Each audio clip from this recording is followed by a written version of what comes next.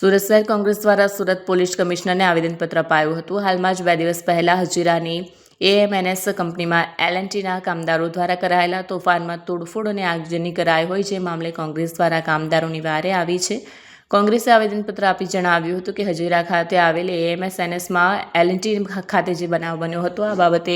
કંપનીઓના સંચાલકો દ્વારા કામદારો સામે ખોટા પોલીસ કેસ કરાવીને ગુના દાખલ કરવામાં આવ્યા છે, જેથી કામદારોને ન્યાય મળે અને કંપનીના સંચાલકો સામે શિક્ષાત્મક કાર્યવાહી કરવામાં આવે તેવી માંગ સાથે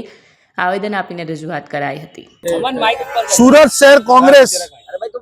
આ સુરત શહેરમાં હજીરાની અંદર એએમએનએસ કંપનીમાં એલએનટી ના કોન્ટ્રાક્ટમાં ચાલતા કોન્ટ્રાક્ટની અંદર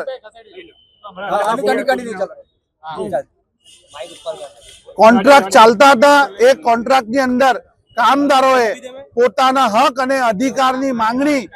બાબતસર આ કંપનીના માલિકો અને અધિકારીઓ સાથે છેલ્લા કેટલાક મહિનાથી સતત સંપર્કમાં હતા। તેઓની રજૂઆત કરતા હતા, પણ તેઓ આ લોકોની માંગણી નહીં કબૂલતા અને તેઓને ઉશ્કેરાવતા જ્યારે આ કામદારો પોતાનો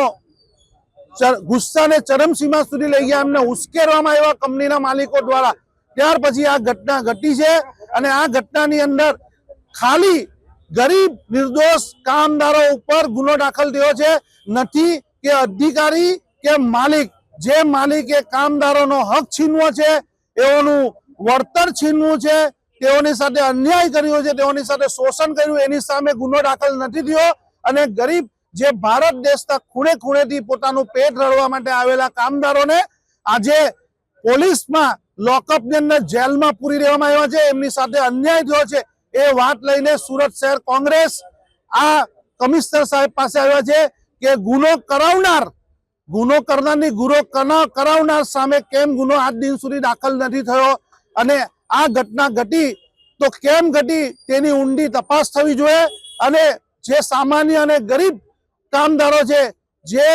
સમજતા નથી, એઓ એને પોતાનો અધિકાર માંગતા હતા, તે અધિકારનો આ લોકો ઉશ્કેરણી કરી અને આ ઘટના ઘટાવી તેની સામે